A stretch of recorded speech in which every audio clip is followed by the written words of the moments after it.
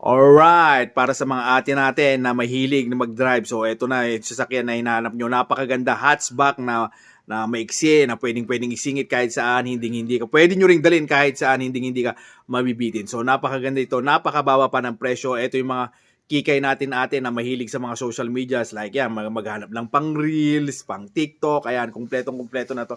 Kasi nga, may sunroof nito. Ang price nito, napakamura. Hintayin nyo, panoorin nyo yung video na malaman nyo ang buong istorya nito. Tara na sa 8 Gig Pep Talk Garage Quality Second Hand. Parang bago sa paningin. Dito, sigurado, wala kang talo. And yo, what is up guys? Good morning, good afternoon, good evening. Anong oras yung napapanood? Sa mapagpalang araw sa ating lahat. And of course, it's me, your car guy, 8 Gig Pep Talk. 8 Gig Pep Talk, ang ride me safe at ganda. Di bali ng second hand, basta'y panalo ka. Ayan, so ayun, hindi pa natin, yung mga sasakyan natin, nakatenga lang nito, hindi pa natin napopost lahat to. Lahat ginagawa lang natin ng vlog para sa mga subscriber natin. Pero sa market, hindi pa natin napost, since hindi pa natin nalinis, kaya mapapansin nyo na, kasi nga hindi pa tumitigil yung ulan. So, ibig sabihin, kayo pa lang yung una makakakuha nito. Pag nakakuha nyo, hindi nyo makikita sa mga na nakapost to, kung hindi dito lang sa YouTube channel natin. So, ito na yung bagong dating natin na 2000 model na Honda Fit, gasoline engine, automatic transmission na all-wheel drive. Ayan, all-wheel drive. So, nandito lang tayo. Hindi natin masyado maumpisan yung vlog kasi nakasilong tayo dito. Kasi nga, mapapansin nyo na medyo, minsan lalakas, minsan hihina. So, ito na yung sasakyan natin. Ulitin ko, 2000 Honda Jazz Fit automatic na all-wheel drive at syempre may sunroof pa yan. So, mamaya mapapakita ko pagka medyo umayos-ayos yung sasakyan. So, bago natin pakita ang buong sasakyan, gawan muna natin ng montage para kahit paano masilip nyo kung gaano kaganda ang sasakyang ito.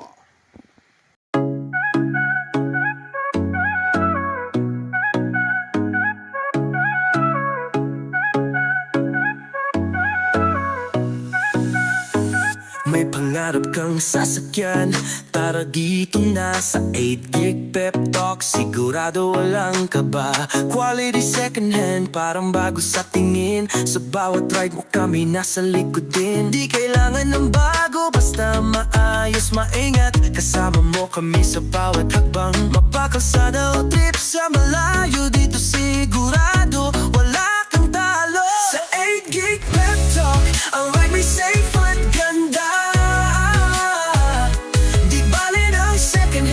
Basta'y panalo ka.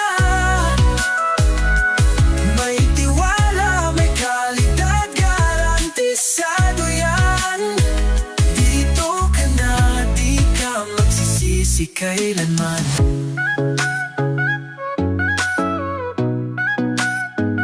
Buy and sell, mabilis, walang hassle sa'yo. Magtiwala lang kami na ang bahala rito.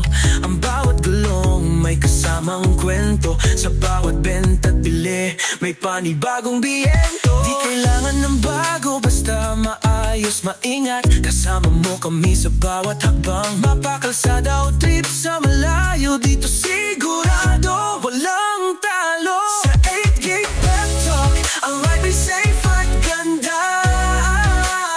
Alright, so ayan, mapapansin nyo, hindi na tumitigil talaga yung ulan. So ang ginawa natin, para magawa natin ng vlog, pinasok muna natin siya dito sa may garahe. Ayan, para siya naman yung mapicturan, mabidyohan at makita nyo na maayos. So ulitin ko, ito po yung sasakyan natin, 2000 model Honda Fit na 4-wheel drive. Ibig sabihin, ayan, so pwede na siya kahit mabalaho, kahit ano, kayang-kaya niya yan. So, ideal talaga sa mga babae nagmamaneho to kasi pagka kunyari hindi siya masyado sanay sa lugar, napunta sa medyo maputik, medyo wag lang sobrang putik, kayang-kaya niya po dahil nga all-wheel drive to. So, ibig sabihin, yung apat na yan na gulong is working. So, ito na po siya, ito yung labas niya. Ayan. Since 165 lang to, updated naman yung registration. May mga konting light tulad yan, ayan. Yung paint sa bubong, pero siguro after nitong rain, pwede nating ipaayos yan. Siguro balak ko palagyan ng sticker yan, papalagyan natin ng carbon fiber para mas maging maganda siya, mas maging maayos, mas maging presentable yung niya. Pero yung sa makina niya, sa pangilalim, sa gulong, bagong-bago yung gulong, is wala na pong issue. Ang talagang issue niya, since second hand po ito, ayan, yung paint niya is medyo hindi naman na siya ganun kaganda. Pero ayan lang po, then the rest is okay na okay. Yung makina niya po, 101% na ready na po sa long ride, wala pong blow by, wala rin pong usok, wala ring overheat. Only test po tayo, only check, ayan.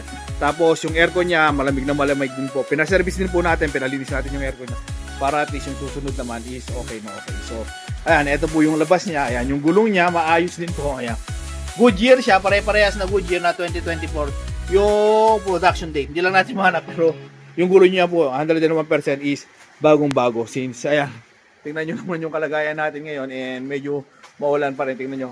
O ayan, si Kia Sportage natin is, ayan, patuloy pa rin na nababasa. So tara, tingnan naman po natin yung loob para makita nyo naman po yung loob nito. At syempre, kung hanggang ngayon, nanonood ka pa rin dito sa ating video, baka pwede mong i-comment kung taga saan ka, nang sa ganun naman, malaman natin kung hanggang saan nakarating ang ating video. At syempre, sa mga kababayan nating OFW, maraming salamat po sa inyong suporta. Saan punta ko kayo nandoon, napakikita ko po kayo parati at napakasolid nyo sa pagsuporta. Lalong-lalo na po, shoutout sa mga followers natin dyan sa Saudi Arabia. Dami-dami nyo po dyan. Sobra, as in pagka kayo yung number 1 ko. Pagka sa ibang bansa na kayo yung number 1, number 2 po sa Canada. And then the US. So maraming salamat po sa inyo lahat. So ayan, si tatay nililinis na rin para kahit papano.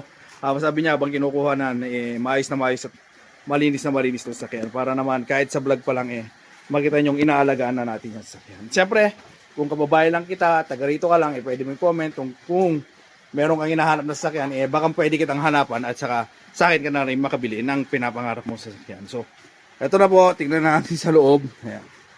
So, dito sa loob, doon tayo sa kabila kasi nandito si tatay. Ayan, all power siya, pero tara, tingnan natin sa kabila. Doon tayo sa kabila kasi nandyan si tatay, naglilinis. Dito tayo sa kabila para hindi tayo makistop. So, ayan.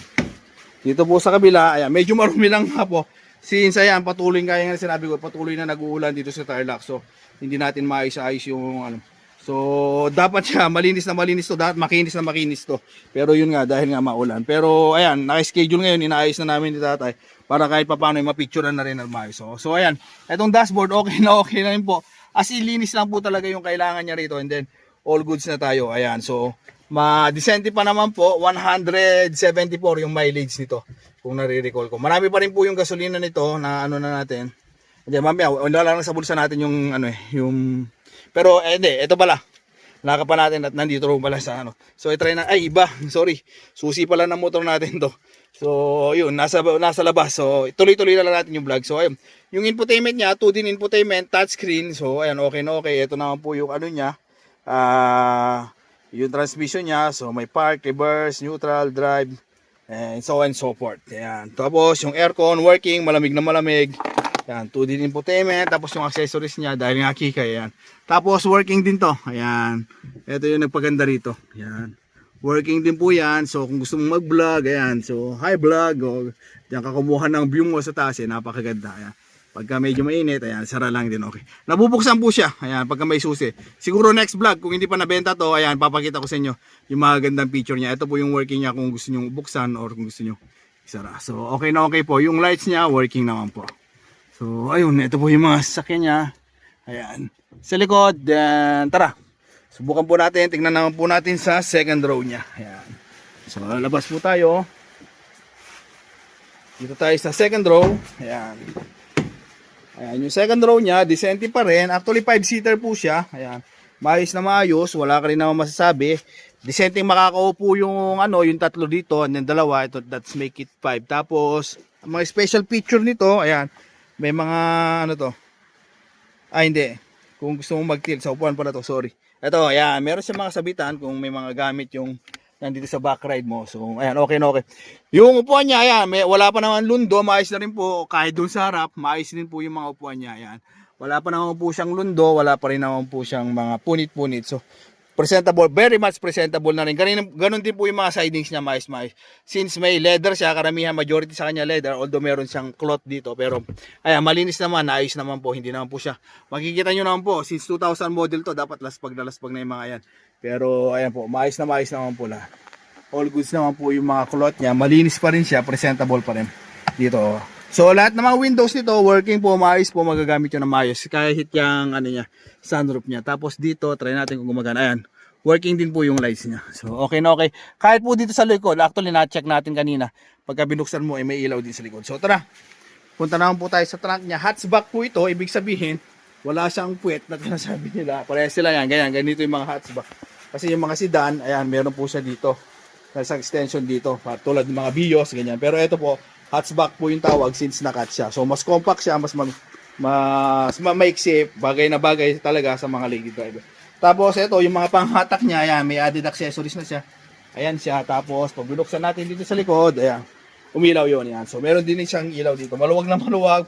Nandito na po yung mga tools niya, same with the, ayan, yung mga spare tires niya. So nandito na po lahat. Okay na okay, goods na goods, may mga ano pa dyan. So ayun, ito po yung sasakyan natin, ulitin ko po, na 2000 model, Honda Fit, ayan.